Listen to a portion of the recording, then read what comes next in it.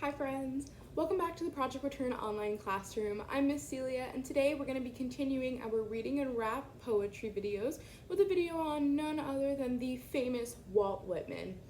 Walt Whitman was born May 1819 and he died in March of 1892, but he's considered one of the most influential poets in American history. He is also considered the father of free verse, and if you remember from some of our other poetry videos, free verse is one of the loosest structures of poetry. There's not really any rules or set guidelines you have to follow, so he kind of perfected and made free verse everything that he wanted it to be, and he's been considered the father of free verse. In his early life, he lived in Brooklyn with his family. He had quite a few siblings, and then he later would become a journalist and a teacher. He released his first poetry collection in 1855, and it was entitled Leaves of Grass.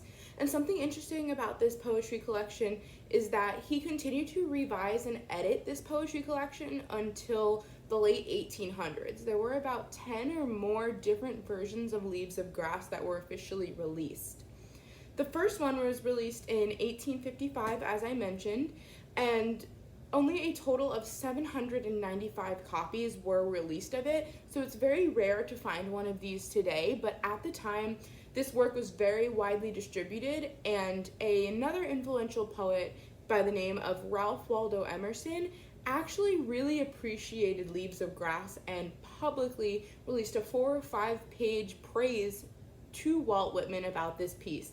And because he was so passionate and so praising of this piece, more people began to bring attention to it, and it became one of the more widespread works at the time. While it was greatly praised, it was also a very controversial set of poems because it was considered to be, quote, trashy, profane, and obscene. So definitely more for the mature audience. And a second version of Leaves of Grass was released in 1856, so just 1 year later, and this version had an additional 20 poems added to it. So as I said, he continued to revise, edit, take things out, put stuff in, and all of his works of Leaves of Grass, every edition is very different than the last. He worked in Washington, D.C. He worked in a hospital during the Civil War time, and he was a nurse. He'd care for the wounded, and because of his direct experience and direct work during the war in such a passionate, patriotic time of American history, this time was really a turning point for him in his work. His work began to focus on loss and healing, and also society and patriotism and democracy and equality as a whole. Some of his more famous works during this time were Oh Captain, My Captain, which is what we are going to be reading today for our reading and rap in the second half of the video, and When Lilacs Last and the Dooryard Bloomed. That second poem is considered an elegy, and an elegy is basically a poem of reflection, usually written to mourn the dead. So both of those poems, Oh Captain, My Captain, and When Lilacs Last and the Dooryard Bloomed, were both dedicated to Abraham Lincoln. First one was written about his death, and the second one was written in remembrance of Abraham Lincoln.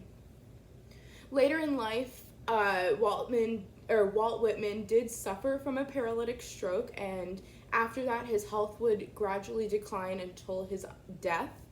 But he was definitely not a forgotten poet. His work is still known and revered to this day. He released his final edition of Leaves of Grass, and it was nicknamed the, quote, deathbed edition. So this would be Whitman's final edition of Leaves of Grass. And when Whitman did pass away, his funeral was public. Thousands of people came to visit his grave over the years, and his coffin was adorned with so many flowers and wreaths that the coffin wasn't actually visible underneath all of it. So you can definitely see there that Whitman was an adored and loved poet throughout this time and is now even considered an American hero. He also developed some kind of poetic theory in regards to his work. He wrote that, quote, the proof of a poet is that his country absorb him as affectionately as he absorbs it. So what he's saying here is that a poet is successful and true and honest when his country absorbs the poetry the same way he absorbs his country. He wants to feel as though poets fit into their society and are accepted by the society the same way that Whitman has accepted the society and country that he lived in. He really believed in the relationship between the poet and the country or society, and his poems definitely reflected this because they had a lot of patriotic and equality messages in them. Essentially, Whitman wrote he wrote about himself, but wrote for others. One great poem that we can use to not sum up, but analyze part of Whitman's career is one that I mentioned earlier, "Oh Captain, My Captain." This piece is very symbolic of his experience working during the war, and I think this would be a great introduction for you guys. If you haven't heard of Walt Whitman, definitely stay tuned and check out for that reading and rap. "Oh Captain, My Captain" by Walt Whitman, published in his 1891 version of Leaves of Grass. "O Captain, my Captain, our fearful trip is done. The ship has weathered every wrack, the prize we sought is won. The port is near, the bells I hear, the people all exulting, while follow eyes the steady keel, the vessel grim and daring. But oh heart, heart, heart, oh the bleeding drops of red, where on the deck my captain lies, fallen, cold and dead.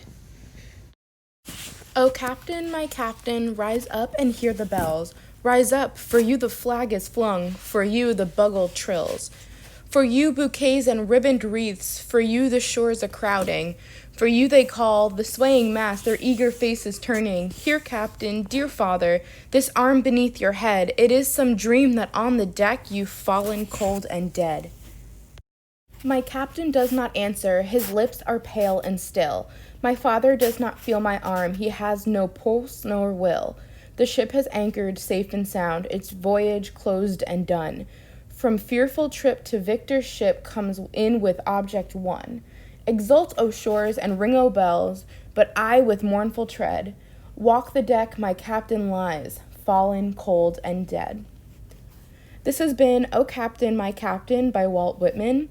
Thank you so much for joining me today on the Project Return online classroom, and I will see you guys in the next video. Bye!